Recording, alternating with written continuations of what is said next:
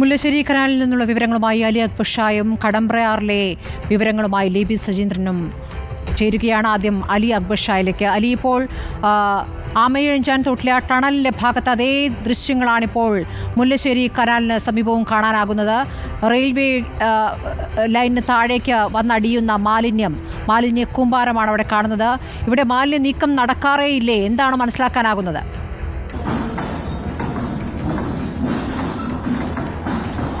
സ്മൃതി, അതീവ ദയനീയാവസ്ഥയിലാണ് കൊച്ചിയിലെ മുല്ലശ്ശേരി കനാൽ എന്ന് തന്നെ നമ്മൾ പറയേണ്ടി വരും. നമ്മൾ പറഞ്ഞതുപോലെ ഇതൊരു മരണക്കെണിയാണ് കൊച്ചിയെ സംബന്ധിച്ചിടത്തോളം. ഒരു വശത്ത് ഈ മുല്ലശ്ശേരി കനാലിൽ ഇപ്പോൾ ദൃശ്യങ്ങളിൽ കാണുന്ന ഈ മാലിന്യം അടിഞ്ഞു കൂടിയിരിക്കുന്നതിന്റെ ഒരു വശത്ത് എറണാകുളം സൗത്ത് റെയിൽവേ സ്റ്റേഷനാണ്, തൊട്ടടുത്ത് എറണാകുളം KSRTC ബസ് സ്റ്റാൻഡാണ്, മറുവശത്ത് കമ്മട്ടിപ്പാടം ഉൾപ്പെടെയുള്ള കൊച്ചിയിലെ ജനങ്ങൾ തിങ്ങിപ്പാർക്കുന്ന ജനവാസ മേഖലകളാണ്. ഇവിടങ്ങളിലേക്കെല്ലാമാണ് ഈ മലിനജലം ഒഴുകിയെത്തുന്നത്. ഇതിൽ പ്രധാനമായും എടുത്തു പറയേണ്ടത് ഇവിടെ മുൻപ് മറ്റു പല നിലയിലുള്ള സംവിധാനങ്ങൾ ഉണ്ടായിരുന്നു. നാട്ടുകാരുടെയും മറ്റു പല നിലയിലുള്ള ഇടപെടൽ കൊണ്ട് അതെല്ലാം നശിച്ചു എന്ന് വേണം നമ്മൾ മനസ്സിലാക്കാൻ. ഈ ഭാഗത്ത് മുൻപ് റെയിൽവേ ഒരു ഗ്രില്ല് സ്ഥാപിച്ചിരുന്നു. അപ്പോൾ എന്താണ് സംഭവിക്കുകയെന്ന് വെച്ചാൽ ദൂരെ നിന്നും ഒഴുകിയെത്തുന്ന, നഗരത്തിന്റെ വിവിധ ഭാഗങ്ങളിൽ നിന്നും ഒഴുകിയെത്തുന്ന മാലിന്യം ഈ ഗ്രില്ലിൽ തട്ടി ഇവിടെ നിൽക്കുമായിരുന്നു. അപ്പോൾ സ്വാഭാവികമായും ഫിഷിംഗ് നെറ്റ് ഉപയോഗിച്ച് ആ മാലിന്യം എളുപ്പത്തിൽ കോരി വൃത്തിയാക്കാനും കഴിയുമായിരുന്നു. സമാനമായ നിലയിൽ ഇപ്പോൾ ഈ ദൃശ്യങ്ങളിൽ കാണുന്ന മാലിന്യത്തിന്റെ മറുവശത്തും ഒരു ഗ്രില്ലുണ്ടായിരുന്നു. പക്ഷേ ഇപ്പോൾ നിലവിൽ ഈ രണ്ട് ഗ്രില്ലുകളും ഇതിനകത്തില്ല. ഇത് രണ്ടും മാറ്റി മറ്റൊരു വശത്ത് വെച്ചിരിക്കുന്നത് കാണാം. അപ്പോൾ സംഭവിച്ചതാണ് ഈ കാണുന്ന കൊച്ചി നഗരത്തിന്റെ വിവിധ പ്രദേശങ്ങളിൽ നിന്നുള്ള പ്ലാസ്റ്റിക് മാലിന്യവും ജൈവമാലിന്യവും രാസമാലിന്യവും ഉൾപ്പെടെ മുല്ലശ്ശേരി കനാലിലൂടെ ഒഴുകി വന്ന് റെയിൽവേ ട്രാക്കിന് സമീപത്തുള്ള ഈ പാലത്തിനടിയിൽ ഇത്രയും ഗുരുതരാവസ്ഥയിൽ തങ്ങിക്കിടക്കുന്ന സ്ഥിതി എന്ന് പറയുന്നത്. ഇതിൽ എന്തെങ്കിലും നിലയിലുള്ള ഇടപെടൽ നടത്താൻ ഇതുവരെയും കോർപ്പറേഷൻ ഉൾപ്പെടെ ആർക്കും സാധിച്ചിട്ടില്ല. ഇവിടെ വലിയ നിലയിൽ നാട്ടുകാർ ദുരിതം അനുഭവിക്കുന്നുണ്ട്. കാരണം റെയിൽവേ സ്റ്റേഷനിലേക്ക് നടന്നു പോകുന്ന ആളുകൾ, അതുപോലെ തന്നെ KSRTC ബസ് സ്റ്റാൻഡിലേക്ക് നടന്നു പോകുന്ന ആളുകൾ, ഇവരെല്ലാം ഈ മാരകമായ ദുർഗന്ധം അനുഭവിച്ചു വേണം ഈ സ്ഥലങ്ങളിലേക്കെല്ലാം തന്നെ എത്താൻ. നമ്മളോടൊപ്പം ഇപ്പോൾ ഡിവിഷൻ കൗൺസിലർ പത്മജ ചേരുന്നുണ്ട്. എന്തെങ്കിലും നിലയിലുള്ള ഇടപെടൽ കോർപ്പറേഷന്റെ ഭാഗത്ത് നിന്ന് ഈ സമീപകാലത്ത് ഈ വിഷയത്തിൽ ഉണ്ടായിട്ടുണ്ടോ? കോർപ്പറേഷന്റെ ഭാഗത്ത് നിന്ന് ഇടപെടൽ ഉണ്ടായിട്ടുണ്ടോ എന്ന് ചോദിച്ചാൽ, ഞാൻ കൊടുക്കുന്ന പരാതികൾ സ്വീകരിച്ച് ഫയലിൽ വയ്ക്കുക എന്നുള്ളൊരു കർമ്മം അവർ ചെയ്യുന്നുണ്ട്, കീറിക്കളയുന്നില്ല. ആ ഒരു ഇടപെടൽ മാത്രമേ നടന്നിട്ടുള്ളൂ. പക്ഷേ ഞാൻ നിങ്ങളുടെ പല പരിപാടികളും കാണുന്നുണ്ട്. തിരുവനന്തപുരത്ത് കാണുന്ന ഏറ്റവും സങ്കടകരമായ കാര്യമൊക്കെ കാണുന്നുണ്ട്. എന്തുകൊണ്ട് അവരങ്ങനെ കോർപ്പറേഷൻ സംസാരിക്കുന്നതെന്ന് മനസ്സിലാവുന്നില്ല. ഞാൻ ഹരിബാബു എന്ന് പറഞ്ഞ് സദേൺ ഇന്ത്യയുടെ ഡിവിഷണൽ എഞ്ചിനീയറെ നേരിട്ട് അദ്ദേഹത്തോട് സംസാരിച്ചപ്പോൾ രണ്ടാമത്തെ ദിവസം അദ്ദേഹം ഇവിടെ എത്തി. ഇതും ഒരു കൾവെട്ടാണ്, നമുക്കൊന്നും ചെയ്യാൻ പറ്റില്ല അതിന്റെ അടിയിലേക്ക്. അദ്ദേഹം തന്നെ ഇവിടെ വന്ന് നിന്ന് 2 ദിവസത്തിൽ അതിന്റെ അടിവശം മുഴുവൻ കോരി വൃത്തിയാക്കി ഇപ്പോൾ നിങ്ങൾ കാണുന്ന ഈ നെറ്റ് ഇവിടെ ഇട്ടു. അതായത് റെയിൽവേയുടെ ഭാഗത്ത് വിഷയത്തിൽ കൃത്യമായ ഇടപെടൽ ഉണ്ടായിട്ടുണ്ട്. കൃത്യമായി ഇടപെട്ടു. അദ്ദേഹം വന്നു, ചെന്നൈയില് ബേസുള്ള അദ്ദേഹം 2 ദിവസത്തിനുള്ളിൽ എന്റെ പരാതി കിട്ടിക്കഴിഞ്ഞ് 2 ദിവസം, കാരണം കോർപ്പറേഷൻ പറഞ്ഞിട്ട് ഒന്നും നടക്കും, 25 കൊല്ലമായി ക്ലീൻ ചെയ്തിട്ടില്ല എന്നാണ് പറയുന്നത്. പക്ഷേ അവരെ അറിയിച്ച് 2 ദിവസത്തിനുള്ളിൽ അദ്ദേഹം തന്നെ നേരിട്ട് വന്ന് ഇവിടുത്തെ ഗസ്റ്റ് ഹൌസിൽ താമസിച്ച് ഇവിടെ നെറ്റിട്ടു. അപ്പൊ അങ്ങോട്ടേക്ക് അഴുക്കുകൾക്ക് പോകാൻ പറ്റില്ല. വെള്ളം ഓപ്പറേഷൻ ബ്രേക്ക് ത്രൂ ആണ് കൊച്ചി കോർപ്പറേഷൻ പ്രധാനമായും ഉയർത്തി കാണിക്കുന്നത്. പ്രവർത്തനങ്ങൾ നടക്കുന്നുണ്ട് എന്ന്. അത് ഇവിടെ നടക്കുന്നില്ലേ? എന്ത് ബ്രേക്ക് ത്രൂ മോനെ?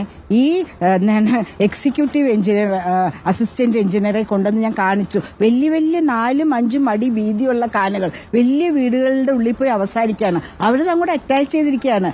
എക്സിക്യൂട്ടീവ് എഞ്ചിനീയർ 1 കൊല്ലം മുമ്പ് കാണിച്ചു. അവർക്ക് ബ്രേക്ക് ത്രൂ പോയിട്ട് ത്രൂ പോലും നടക്കാൻ പറ്റിയില്ല. അവർ നിന്റെ ഉള്ളിൽ ഖാനിയുണ്ട്, ഞങ്ങൾ ടൈൽസൊക്കെ ഇട്ട് ഭംഗിയാക്കി വെച്ചാൽ ഞങ്ങൾ കോരും. 2 വീട് കഴിഞ്ഞ് CA ഇൻസ്റ്റിറ്റ്യൂട്ടിന്റെ അവിടെ വരുമ്പോൾ അത് തുറന്ന് ഖാനിയായിട്ട് വരും. എന്ത് ബ്രേക്ക് ത്രൂ ആണ് നടക്കുന്നത്? ഈ ഞങ്ങളുടെ പൈസ, താങ്കളുടെ ഉൾപ്പെടെ ഇവിടെ കൂടെ നടന്നു പോകുന്ന ഉള്ള ആൾക്കാരുടെ ഉൾപ്പെടെയുള്ള പൈസയാണ് ടാക്സ് മണി. ഈ മുല്ലശ്ശേരി കനാൽ, ഈ ശ്രീധരൻ സാർ എന്നോട് പറഞ്ഞതാണ്, നമ്മൾ IIT ടീമിനെ അയക്കും. എന്റെ ഡിവിഷൻ മാത്രമല്ല, ചുറ്റുമുള്ള ഡിവിഷന്റെ ഒരു മാസ്റ്റർ പ്ലാനിനെ പറ്റുള്ളൂ. ഈ കനാൽ വന്നാൽ കൊച്ചിയെ അത് കുളിപ്പിച്ച് കിടത്തുന്നതാണ് അദ്ദേഹം പറഞ്ഞത്. വാട്ടർ ലെവൽ ഹൈ ആണ്. നാച്ചുറൽ ഫ്ലോ കിഴക്കോട്ടാണ്. ഇപ്പൊ നമ്മളിവിടെ നിൽക്കുന്നതിന്റെ അപ്പുറത്തെ ഡിവിഷൻ 63 അവിടെ കമ്മട്ടിപ്പാടം എന്ന് പറഞ്ഞ സ്ഥലങ്ങളൊക്കെ ഉണ്ട്. ഞങ്ങൾ ഇവിടെ പെട്ടിയും പറയും, ഇവിടെ വെള്ളം ഭയങ്കരമായിട്ട് കയറും. പെട്ടിയും പറയും ഓൺ ചെയ്യുമ്പോൾ അവിടുന്ന് വെട്ടുകത്തിയും അരിവാളൊക്കെ ആയിട്ട് ആൾക്കാർ വരുന്നു ഇവിടുത്തെ പമ്പ് ഓപ്പറേറ്ററെ വെട്ടാൻ്റെ. കാരണം അവരുടെ വീട് വെള്ളത്തിന്റെ താഴെയാകാണ്. സ്മൃതി, ഈ സ്ഥലത്തെ ഒരു പ്രത്യേകത എന്ന് പറഞ്ഞാൽ ഇത് 3 ഡിവിഷനുകൾ കൂടിച്ചേരുന്ന ഒരു സ്ഥലമാണ്.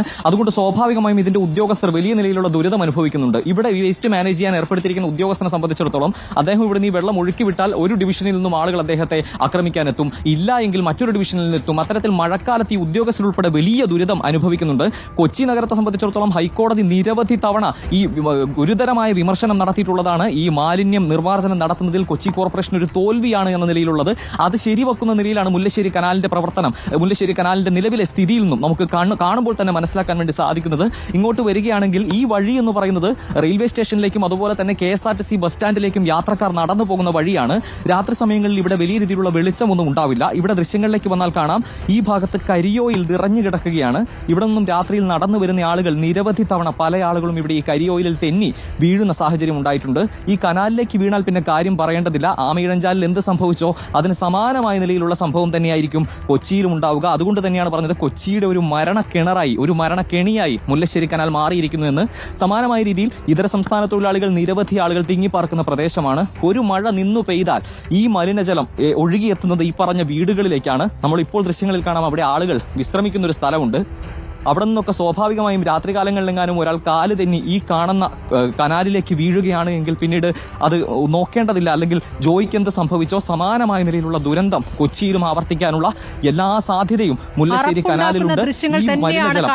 തിരുവനന്തപുരത്ത് കാണുന്ന ദൃശ്യങ്ങളെക്കാൾ ഗുരുതരമാണ് ഇപ്പോൾ കൊച്ചിയിൽ കാണുന്ന ദൃശ്യങ്ങൾ എന്ന് വേണം മനസ്സിലാക്കാൻ. തിരുവനന്തപുരത്ത് ഒന്നുകിൽ അവിടെ ഒരു നടപടിയെങ്കിലും തുടങ്ങിക്കഴിഞ്ഞിരിക്കുന്നു. പക്ഷേ കൊച്ചിയിൽ അങ്ങനെയല്ല. വർഷങ്ങളോളം കെട്ടിക്കിടക്കുന്ന മാലിന്യം, ഉറച്ചുപോയ മാലിന്യം അടക്കം ഇപ്പോൾ കാണാൻ പറ്റുന്നു. ഈ മുല്ലശ്ശേരി കനാലിൽ നേരത്തെ പരാതി നൽകിയ വനിതയുടെ പ്രതികരണമാണ് നമ്മൾ കണ്ടത്. ഒരു കാര്യവും ഉണ്ടായിട്ടില്ല, ഒരു നടപടിയും ഉണ്ടായിട്ടില്ല എന്നുള്ള. കോർപ്പറേഷനോട് പ്രതികരണം ആരാഞ്ഞിരുന്നു അലി അക്ബർ ഷാ, എന്താണ് മറുപടി?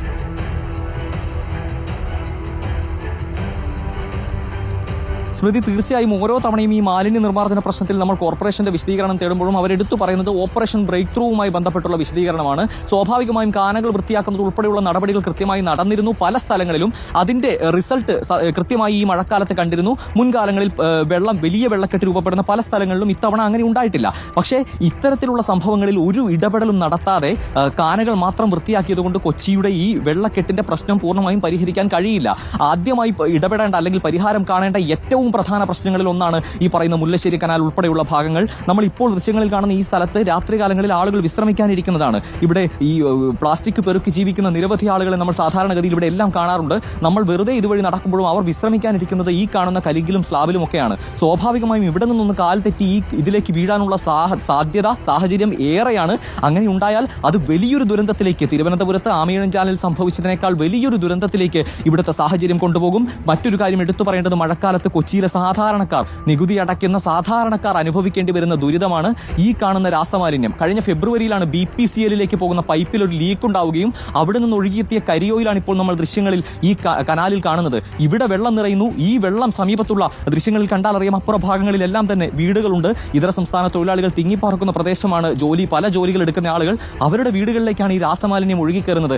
അവരുടെ കുടിവെള്ള പദ്ധതികളുടെ വെള്ളത്തിലേക്കാണ്, പൈപ്പുകളിലേക്കാണ് ഈ രാസമാലിന്യം ഒഴുകിക്കയറുന്നത്. സ്വാഭാവികമായും വലിയ രീതിയിൽ രോഗങ്ങൾ പടർന്നു പിടിക്കുന്ന ഒരു സമയത്ത് കൊച്ചിയിൽ അതിന്റെ പ്രധാന കാരണങ്ങളിൽ ഒന്ന് എന്ത് എന്ന് ചോദിച്ചാൽ ഈ മാലിന്യ നിർമ്മാർജ്ജനത്തിൽ കോർപ്പറേഷൻ സംഭവിക്കുന്ന വീഴ്ച തന്നെയാണ്. അതിന്റെ ഏറ്റവും തുറന്ന ചിത്രമാണ് മുല്ലശ്ശേരി കനാലിൽ നമുക്ക് കാണാൻ കഴിയുന്നത്. കാലങ്ങളായി വന്നടിഞ്ഞ് കട്ട പിടിച്ചു പോയ പ്ലാസ്റ്റിക് വേസ്റ്റും രാസമാലിന്യങ്ങളും അതുപോലെ തന്നെ ചാക്കുകെട്ടുകളിലാക്കി പല സ്ഥലങ്ങളിൽ നിന്ന് ഉപേക്ഷിച്ച മാലിന്യങ്ങളും ഉൾപ്പെടെ ഇവിടേക്ക് ഒഴുകിയെത്തുകയാണ്. ഒറ്റവാക്കിൽ പറയുകയാണെങ്കിൽ കൊച്ചി നഗരത്തിന്റെ, കേരളത്തിന്റെ മെട്രോ നഗരത്തിന്റെ മുഴുവൻ മാലിന്യവും ഒഴുകിയെത്തുന്നത് മുല്ലശ്ശേരി കനാലിലേക്കാണ് എന്ന് പറയേണ്ടി വരും. അത് പല വഴികളിലൂടെ.